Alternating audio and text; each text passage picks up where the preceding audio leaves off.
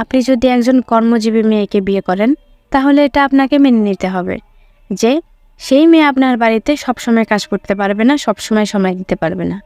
আর আপনি যদি একজন গৃহিণীকে বিয়ে করেন, বাড়িতে কাজকর্ম জানা একটা মেয়েকে বিয়ে করেন, তাহলে আপনাকে মেনে নিতে হবে যে সে আপনাকে আর্থিকভাবে সহায়তা করতে পারবে না, কারণ সে তো কাজকর্ম করে, একজন গৃহিণীর।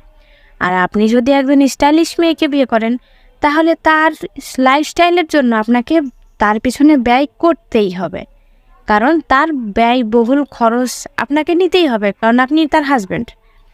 আর আপনি যদি একজন সাধারণ মেকআপের স্তরে ঢেকে না রাখা একটা মেয়েকে বিয়ে করেন, তাহলে আপনাকে মানতে হবে যে সে একজন সাধারণ মেয়ে।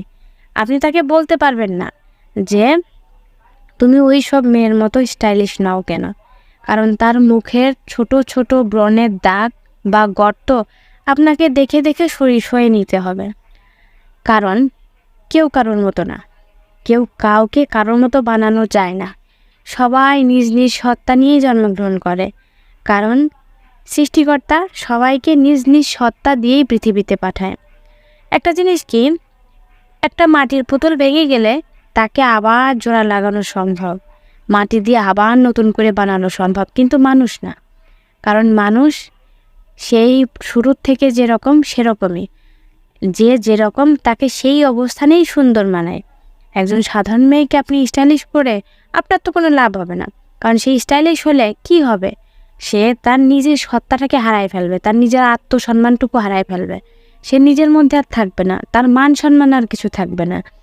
এই জন্য যেরকম তার থেকে তাকে পরিবর্তন করার অধিকার তো আপনার নাই। তাই যেরকম তাকে তো আপনাকে সেইভাবেই অ্যাকসেপ্ট করতে হবে, সেইভাবেই মেনে নিতে হবে, তাছাড়া তো উপায় নাই। এই জন্য সবাই সবার জায়গায় ঠিক, সবাই সবার মতোই ভালো, আপনিও আপনার জায়গায় ভালো।